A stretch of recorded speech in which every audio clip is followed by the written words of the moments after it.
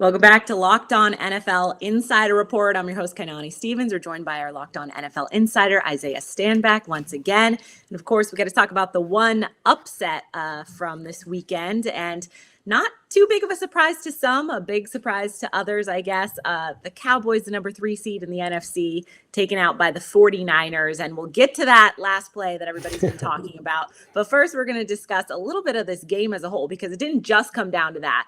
The Cowboys got outworked in this game. Were they just not prepared coming into this? It appeared that way, Kay. It really appeared as if they did not have the film study. It seemed like they weren't prepared as to what San Francisco was, who they were, right? What their identity was. And as old Mr. Dennis Green used to say, they are who we thought they were. And, the San Francisco 49ers came in there to AT&T Stadium and enforced their will. There was no question mark as to who they believed who they were to be. And they were a running team. And Dallas knew they were a running team. They knew they were going to come in. They were going to try to be physical. And they were going to work their way down the field. They were going to be patient and diligent in their approach to initiate the run game. And that's exactly what they did. They went down there seven plays, 75 yards, I think, in a touchdown to start the game off. They came back, scored again. It really put Dallas on their heels. It was almost like a Mike Tyson fight. San Francisco was Mike Tyson. They're going to come in here and try to put you on your heels, and you could be whatever opponent you wanted to be. As Dallas was last night, and they just simply were just catching and receiving on the receiving end of a lot of those blows that San Francisco was handing out. When you look at the rosters, the Cowboys have everything in their favor, seemingly. But was it just coaching? Was it a little bit of non-production from your stars? What did you see out there for the Cowboys that they didn't quite get done? Yeah, and that's one of the biggest disappointments, right? I think Dallas, if you took a poll around the league and asked, hey, who has the greatest personnel, the biggest personnel on this in the league, I think most teams would say Dallas. This roster was stacked. So as all the people that are out there for past years saying, Jerry Jones needs to step down or Jerry Jones isn't doing what he's supposed to do, he did exactly what he was supposed to do as a general manager of this team by putting together a roster and a coaching staff that was absolutely immaculate. These players offensively, defensively were stacked. The coaching staff, you put the two top coaches, your head coach and your assistant head coach, have both won Super Bowls. And your assistant head coach, Dan Quinn, has lost a Super Bowl as well. So you had that perspective and you prepared this team, this organization for success. Unfortunately, when they showed up yesterday, they just didn't take care of business. I would have to put a lot of the blame on Kellen Moore on this offense.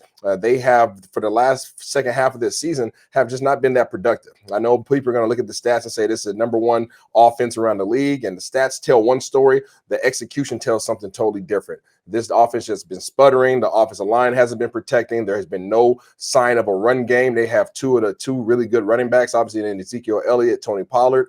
This passing game has really fluttered as well. Dak seemingly hasn't been connected with his receivers. And then on the flip side, defensively, Dan Quinn and that defense got busted in the mouth, almost as if they didn't know what was coming, but they did respond. And you would expect any team that if you came into the playoffs and say, hey, with this roster, Dallas Cowboys, can you score 24 points? Most people would say, yeah. And that would be enough to obviously holding the 49ers offense to 23 points would typically be enough. Unfortunately, with the inefficiency and the ineffectiveness last night of the offense of the Dallas Cowboys, it wasn't. The defense did give them a chance there at the end. Obviously, the Cowboys tried to get something going. You called out Kellen Moore already. Dak, walk us through that last play. What happened there? What's the thought process? Actually, this is one play that everybody is really scratching their heads on, but I'm not. I'm actually in favor of this play. And reason being, there's 14 seconds left on the clock. Most defenses, and including last night, San Francisco, are going to protect the sideline. So imagine you have all these defenders on the side of the field. They are literally straddling the sideline. They're not going to allow you to stop the clock. And they're also going to be bordering the end zone. They're not going to allow you to try to throw the ball in the end zone. So you have this open-ended rectangle where in the middle of the field is where your opportunities are at. And the middle of the field is open. So whether that comes in the form of a pass or the form of a run, you just want to make sure you get as many yards as possible and then get to the point where you can spike the ball. So I'm not against the play call by Kellen Moore. I actually think it was a really good play call. It caught them off guard. It gave you the yards you needed. But from that point forward, the initiation of plays or sequences there following the run by Dak Prescott, that's when things get a little tricky. So the way you explain it makes sense. Obviously, they're, expecting something else. So you kind of take what is given to you. But was it poor execution? Should Dak have got down sooner? Was there's some controversy with the ref kind of running into him. But, when you're running down, you got to set the ball in the correct place. So where did it really go wrong there?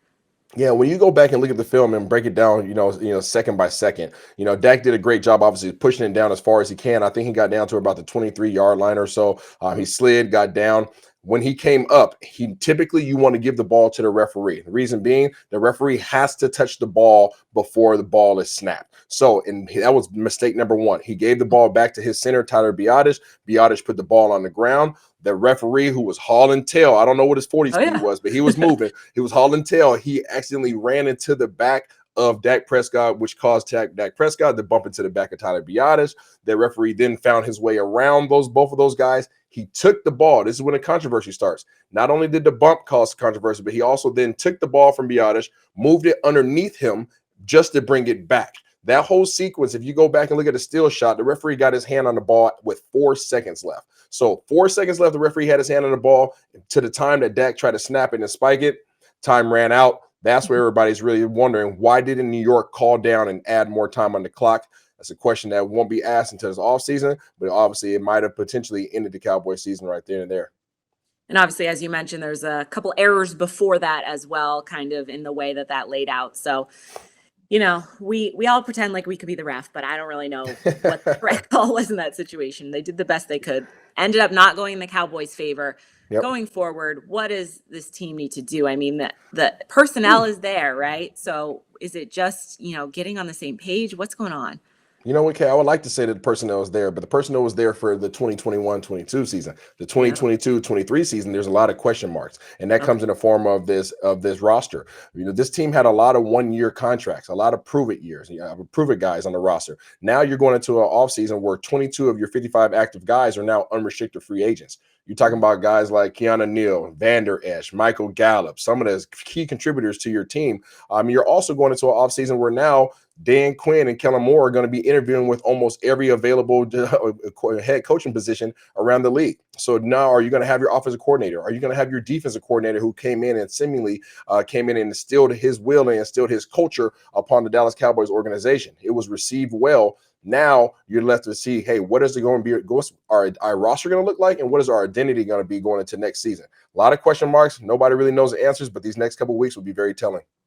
Isaiah, we've been talking the last week about all those open jobs. Obviously, Kellen Moore has done a lot, but then kind of sputtered towards the end of the season. Do you see him getting a new job, or do you think he'll be back in Dallas? I think he'll have a lot of opportunities to interview, but I'm not sure at this point in time in his career that he's ready to lead men. Right now, he's been leading, young men in the form of players. But when you step into that head coaching position, you're now expected to lead the men that lead the other men. And I don't think that he's respected in that light yet around the league. I don't think that he even has the locker room underneath his umbrella right now with the Dallas Cowboys. So to go out and expect him to now seemingly, obviously overthrow an entire organization would be a tall task. And I don't think that he's ready for that opportunity yet, but he will be granted the opportunity to go out there and interview, get that experience underneath his belt. But I don't see him leaving the Cowboys at this point in time. A lot of off season ahead, and we'll see what the changes ended up being in Dallas. Isaiah, thank you for joining us for this edition of Locked On NFL.